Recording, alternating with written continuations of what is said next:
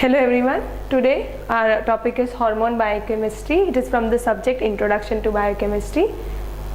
Let's see what is hormone first of all.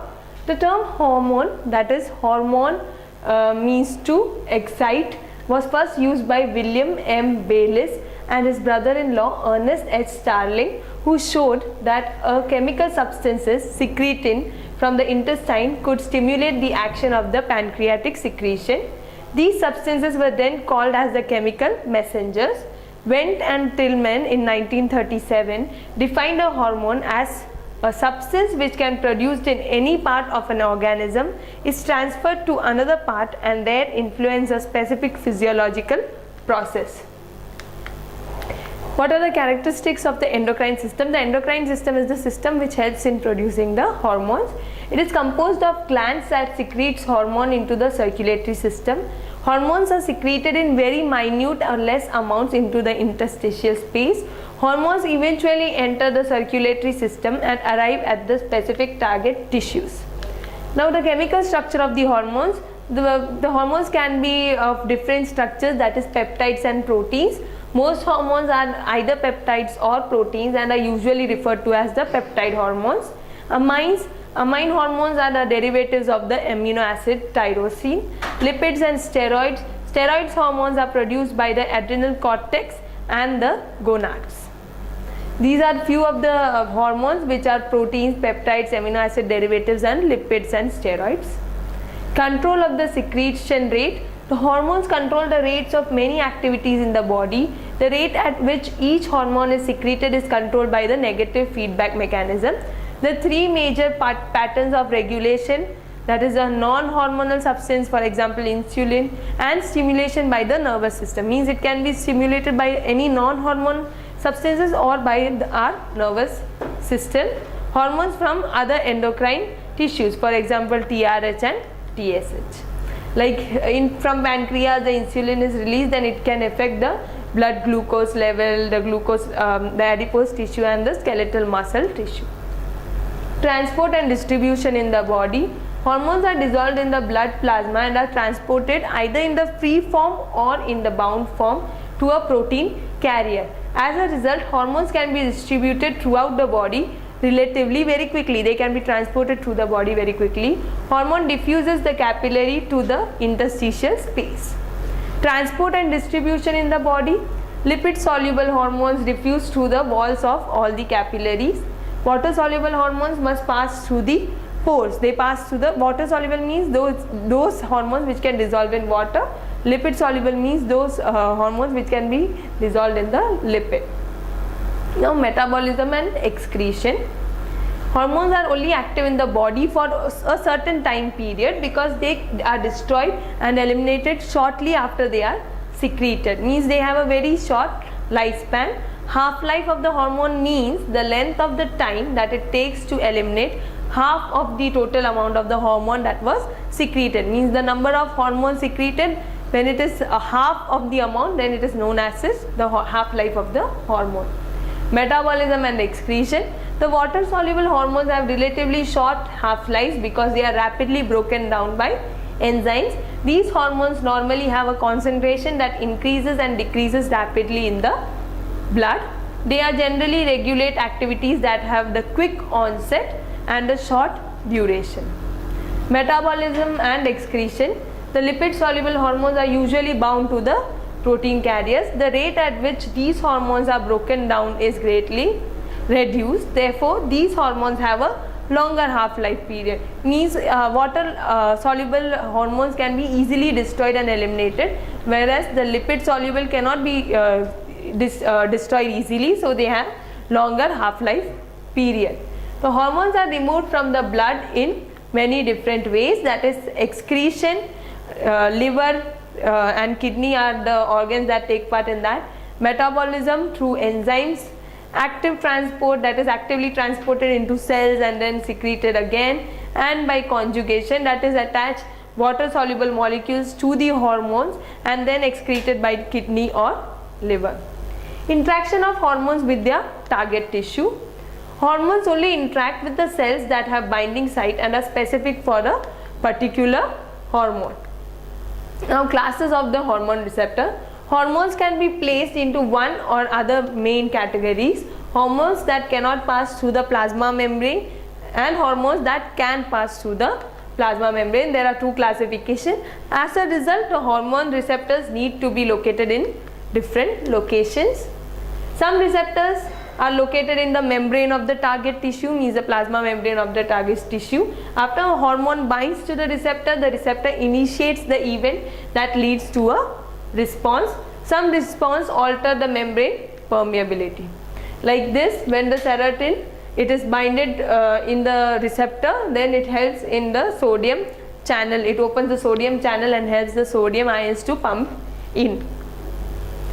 Some receptors are located in the membrane of the target tissue. Some receptors alter the membrane permeability. Some receptors activate the G proteins, while some receptors alter the intracellular enzyme activity. Now, intracellular hormone receptors. Some receptors, as we learned, that they are present in the plasma membrane, means the membrane of the target tissue, while some receptors are located in the target tissue. They are located either in the cytoplasm of the target tissue or in the nucleus. Once the hormone binds to the receptor, the effect of the hormone takes place, means the hormone starts acting. Now, there are few functions of the endocrine system are as follows. They help in metabolism and tissue maturation. They help in the iron regulation, means they help to regulate the iron pumps, as we saw in the sodium pump. They help in water balance. They help in the immune system regulation, that is, they help in the immune system that is present in the body. Immune system is what? It helps in protecting the body against various diseases. It helps in the heart rate and the blood pressure regulation, control of the blood sugar and other nutrients, control of the reproductive functions. It helps in the uterine contraction and milk release after the pregnancy and after the birth. Plant hormones. Now, what are plant hormones? Hormones, as we know, it means to excite. So, they are active in small amounts. They are produced in one part of the plant and are transported to the other for action. Action is specific for that site. Hormones, always the action is very specific. Each has a multiplicity of the effects depending on the site of the action, developmental stage of the plants and concentration of the hormones. Now, auxins. Auxins are one type of hormone. They are mainly known as the growth hormones. What do? They stimulate the growth, but too much inhibits the growth. Means it should be in a perfect ratio, in a perfect concentration. If there is more amount, then what happens? It can inhibit the growth, otherwise it stimulates the growth. The functions of the auxin hormone is, it helps in the root initiation, stem elongation, it retards abscission, that is loss of leaves and fruits in the plants. It stimulates cell differentiation. What is cell differentiation? It helps one cell to be differentiated, means it can make other cells that perform different functions in the plant. And apical dominance, that as shown in the figure, it helps the plant to grow from the apex. Apex means the tip of the plant, the topmost part of the plant is known as the apex. When they are treated with the auxin hormone, then what happens? The growth occurs from the apical dominance. Then gibberellin. This was discovered due to the fungus Gibberella, which is caused in the Japanese foolish rice seedling disease. It was first seen there. What happens during this disease?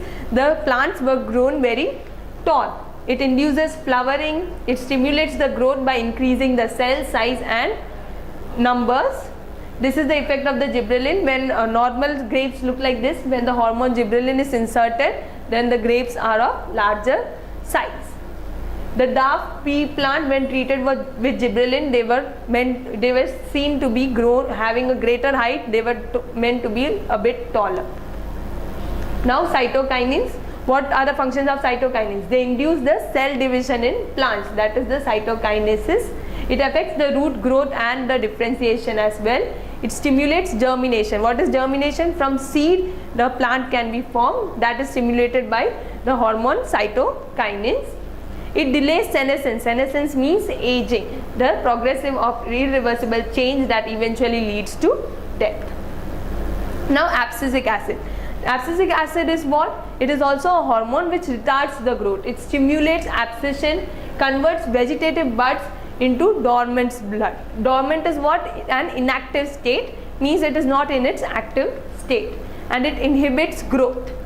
It inhibits growth means opposite of the auxin hormone.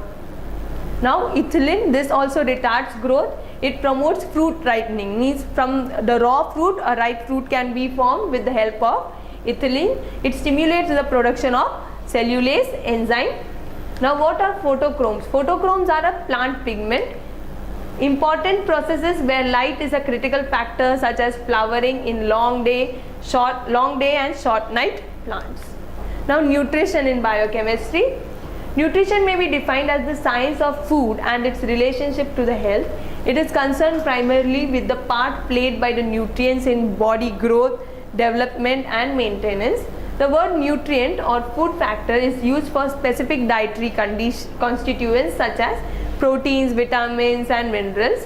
What is dietetics? Dietetics is the practical application of the principle of nutrition, includes the planning of the meals for the well and as well as the sick.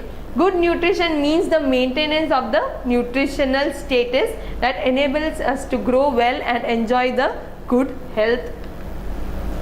Now classification of food. The food is mainly classified in case of the origin by two methods, that is the vegetable origin and the animal origin, while as the classification of chemical composition is like fats, proteins, carbohydrates, vitamins and minerals.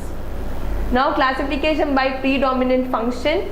The body building foods are meat, milk, poultry, fish, eggs, pulses, etc. Energy giving foods are carbohydrates like cereals, sugars, fats, oils, etc. And protective foods are vegetables, fruits, milk, etc. Organic and inorganic complexes contained in the food are called nutrients. They are broadly divided into two parts, that is macronutrients and micronutrients. Macro means they are needed in more amount, micro means they are needed in less amount. Macronutrients are proteins, fats and carbohydrates, while as micronutrients are vitamins and minerals. Proteins. What are proteins? Proteins are complex organic nitrogenous compounds. They contain sulfur and in some cases phosphorus and iron as well. Proteins are made up of monomers known as amino acid. When amino acids are binded together into a long chain, then proteins are formed. There are about 20 different amino acids which are found in the human body.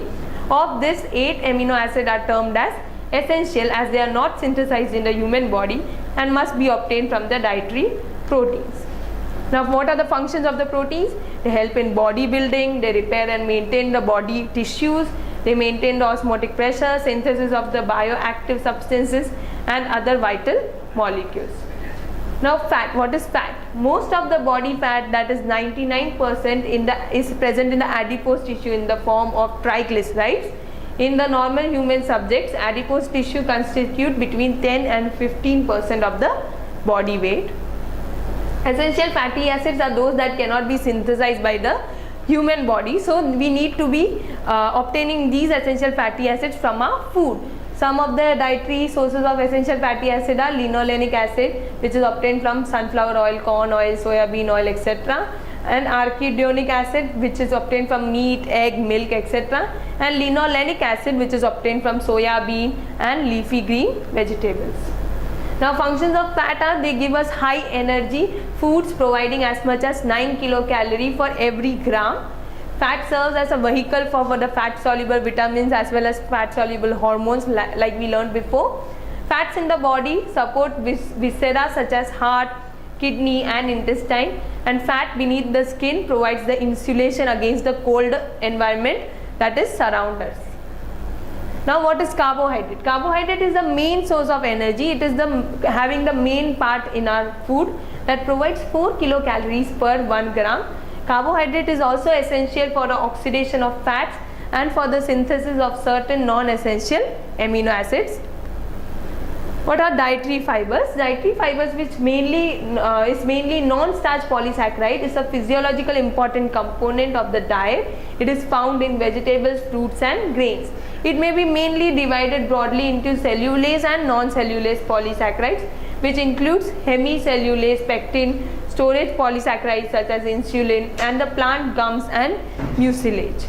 These are all degraded to greater of the lesser extent by microflora in the human colon. What are vitamins? Vitamins are class of the organic compound characterized as the essential nutrients. They are required by the body in very small amount. They fall in the category of the micronutrients. Vitamins are divided into two groups, that is fat soluble vitamins, which includes vitamin A, D, E and K, and water soluble vitamins, which include B group vitamins as well as vitamin C. Now what is a healthy or a balanced diet? A healthy or balanced diet is a diet that helps in maintaining and improving the general health of a person. A healthy diet provides the body with essential nutrients, fluid, adequate essential amino acids, essential fatty acids, vitamins, minerals and adequate calories. The requirement for the healthy diet can be met from a variety of plant-based as well as animal-based foods. A healthy diet supports energy needs and provides the human nutrition without exposure to the toxicity or excessive weight gain for consuming excessive amounts. Where lack of calories is not an issue, a properly balanced diet is also thought to be important for lowering health risks such as obesity, heart disease, type 2 diabetes, hypertension and cancer. Now what is malnutrition? Malnutrition essentially means a bad nutrition or a person who cannot get proper diet or nutrition. It concerns not enough as well as too much food, the wrong type of food or the inability to use the nutrients properly to maintain the health. The WHO, that is the World Health Organization, cites malnutrition as the greatest single threat to the world's public health. Malnutrition in all its form is considerable public health concern and is associated with the increased risk of the disease and early death. The WHO defines malnutrition as the cellular imbalance between the supply of nutrients and energy and the body's demand for them to ensure growth, maintenance and specific functions. Malnutrition comprises of both, that is undernutrition as well as overnutrition. What is undernutrition? It is a depletion of energy, that is calories, resulting from inefficient food intake over an extended period of time. In extreme cases, undernutrition is known as starvation, while famine is severe shortage of food over the whole wide community. Specific deficiency is the pathological state resulting from a deficiency of individual nutrients such as vitamin A deficiency and iodine deficiency. Now what is overnutrition? Many may think that malnutrition means only in terms of hunger, starvation, but overeating is also considered to be the malnutrition factor. Overnutrition is defined as the pathological state resulting from the consumption of excessive quantity of food over an extended period of time, means more food is consumed over a long period of time. Overweight and obesity are common conditions in developed society and are becoming more common in developing societies and those in transition. Nutrient deficiency disease on the larger scale, they are kwashiorkor, marasmus, xerophthalmia, nutritional anemia and endemic goiter. So undernutrition types are two types, that is acute undernutrition and chronic undernutrition. In acute there is marasmus and kwashiorkor, which are both PEM, that is protein energy malnutrition, and marasmic kwashiorkor and wasting, while here it comes standing and underweight.